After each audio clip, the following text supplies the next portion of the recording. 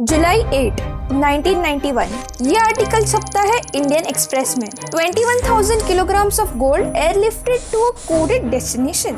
21,000 kilograms मतलब 13,500 करोड़ रुपए या फिर 1.6 बिलियन डॉलर्स ऑफ गोल्ड। ऐसा एग्जैक्टली क्या हुआ कि इंडिया को अपना सोना गिरवी रखना पड़ा, वो भी यूके के बैंक ऑफ इंग्लैंड में? क्यों इंडिया को घुटने टेकने पड़े अपने कॉलोनाइजर्स के सामने आजादी के सिर्फ 50 साल के अंदर अंदर? इसका जवाब जानने के लिए जाते हैं 10 साल पहले। ये है हनान एस्काइल, chief editor of Economic Times. इन महाशय ने 1981 में घोषित कर दिया था कि शायद इंडिया 10 साल में बैंकरप्ट हो सकती है। महाशय का प्रेडिक्शन सच निकला।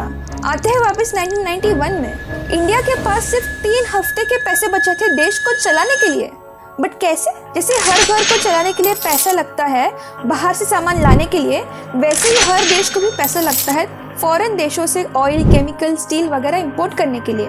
बट इंडिया के पास सिर्फ 400 मिलियन डॉलर्स बचे थे, जो सिर्फ 3 हफ्ते के लिए काफी थे। कुछ नहीं किया जा सका तो इंडिया की हालत आज के पाकिस्तान या फिर श्रीलंका जैसी होने वाली थी। तभी इन 2 व्यक्तियों ने इंडिया को बैंकरप्ट होने से बचाया। इन्होंने 2 इम्पोर्टेंट चीजें की।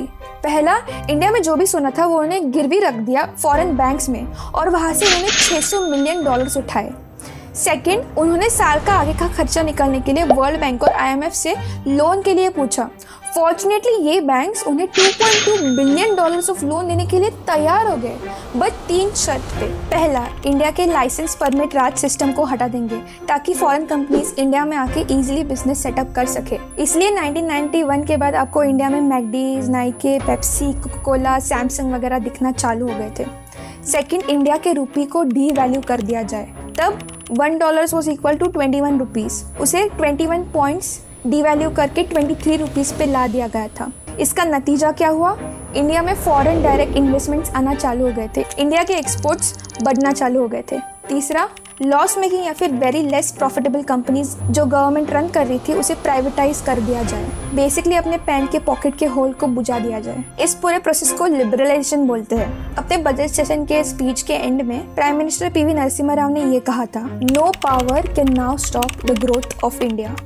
And today it has turned true. India is one of the fastest growing economies in the world. 1991 में इंडिया का पर कैपिटा इनकम था $300। आज वो है $2,730। एंड बाय द वे, ये जो सोना गिरवी रखा था इंडिया ने फॉरेन बैंक्स के साथ, वो भी वो बायबैक कर रही है। हाल ही मई 2024 में इंडिया ने 1 lakh kilogram of gold buyback किया फॉरेन बैंक से। अगर ये वीडियो पसंद आया होगा तो वॉच दिस नेक्स्ट।